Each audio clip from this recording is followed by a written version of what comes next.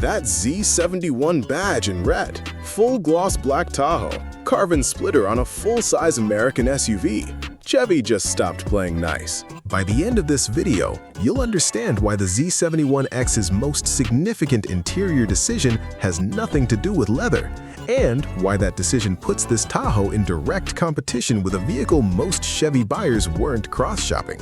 There's one color decision inside this cabin that no American full-size SUV has executed at production scale before. I'll get there. And is this worth its premium over a standard Premier? My answer names a competitor you won't expect. We're covering the interior, the exterior, and the powertrain. And the brief that produced this Z71 X, it reportedly didn't start by looking at a Tahoe. It reportedly started by looking at conquest data from one specific Lincoln package. Here's the most significant decision in this vehicle, and it isn't the carbon fiber, and it isn't the quad exhaust. It's the dual-screen stacked architecture with independent rendering pipelines.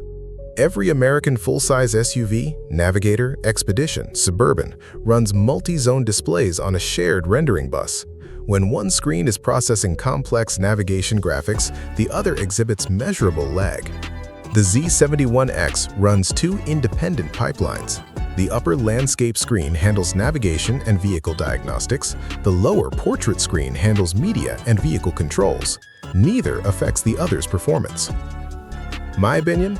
Shared rendering bus lag is the single most common complaint from experienced buyers who actually use navigation and media simultaneously on premium displays. Solving it at the hardware level rather than with software workarounds is the right call. Speculative tech number 1. Independent display GPU architecture. Each screen uses its own dedicated graphics processor and memory allocation, a principle borrowed from professional broadcast monitoring systems, where multiple displays must maintain independent refresh rates without affecting each other. No American full-size SUV has committed to this approach at production scale. The screen architecture defines what this cabin is trying to accomplish. The color system inside it is where the brief gets specific.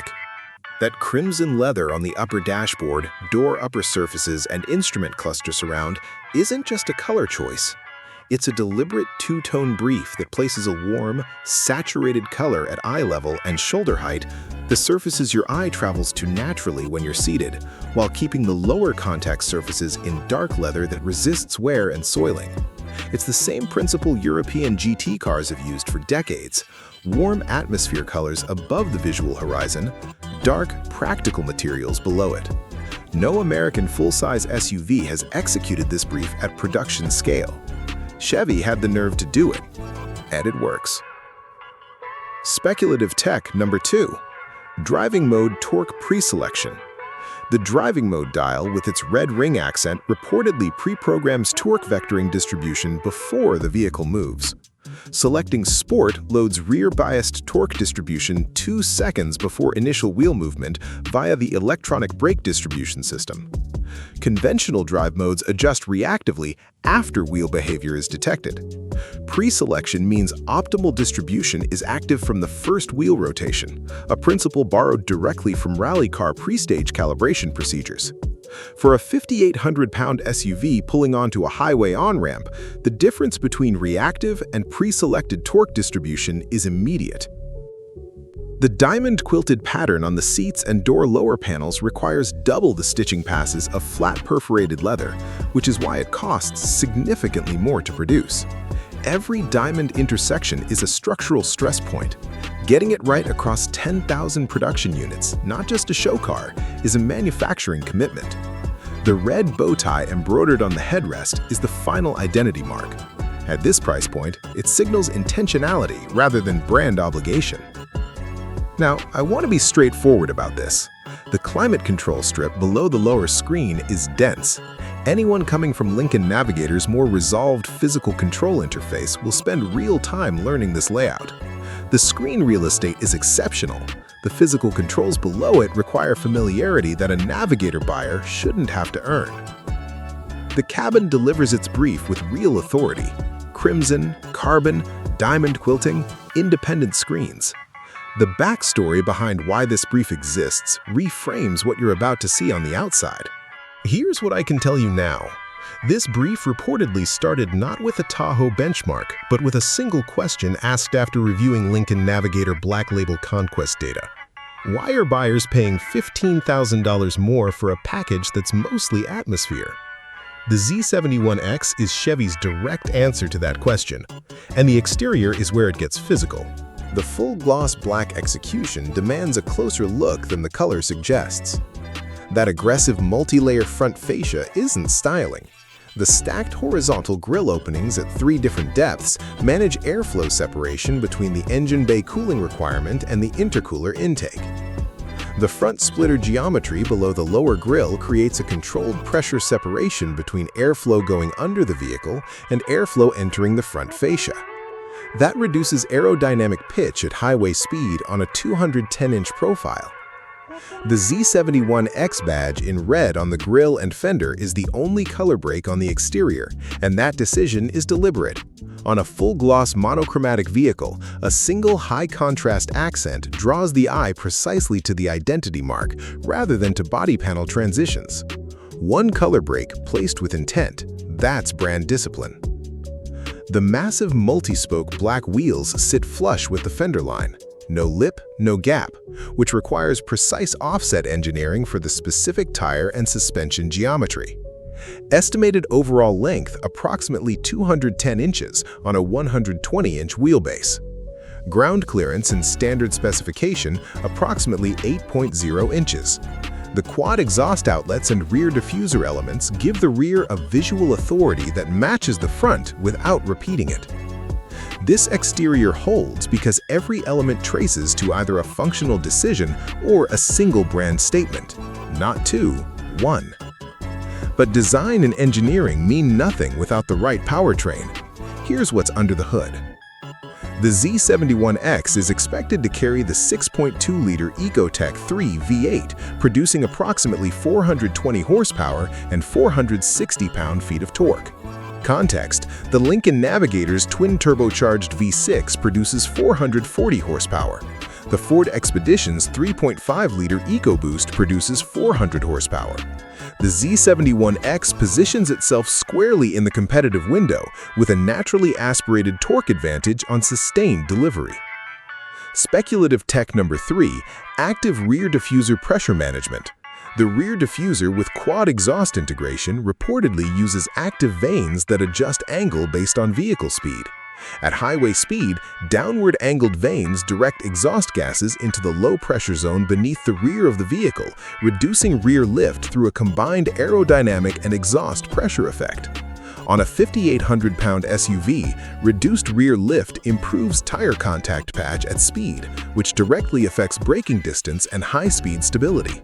For anyone who's driven a Navigator at highway speed and felt the rear lighten under acceleration, the Z71X's active system is going to feel meaningfully more planted. The powertrain and chassis case is made. Whether the full package justifies its pricing is the question every serious buyer needs answered. Here's what I actually think, and I'll be completely straight with you. The word from that Lincoln Black Label conquest analysis was atmosphere, and this Z71X, full gloss black exterior, crimson leather at eye level, independent dual-screen architecture, active rear diffuser is the most complete atmosphere brief Chevy has produced in this segment, at a price point that makes the Black Label look like an expensive decision. The Tahoe Z71 X is expected to land between $78,000 and $92,000 fully configured.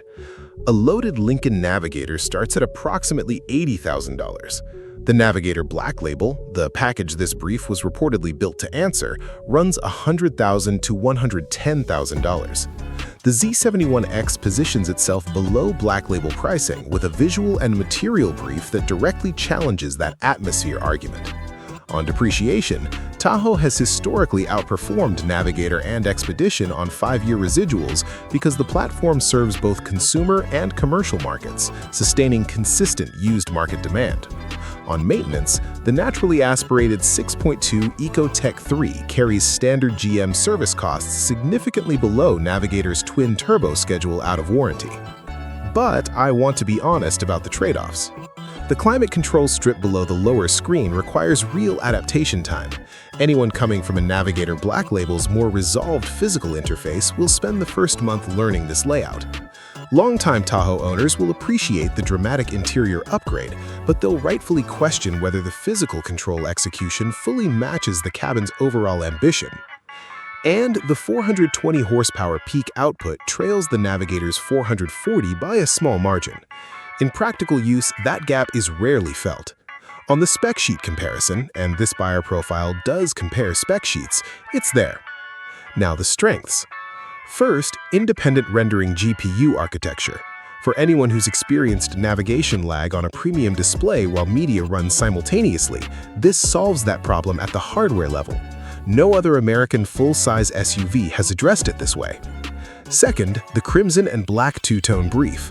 It's the most distinctive interior in the segment, and more importantly, it's coherent.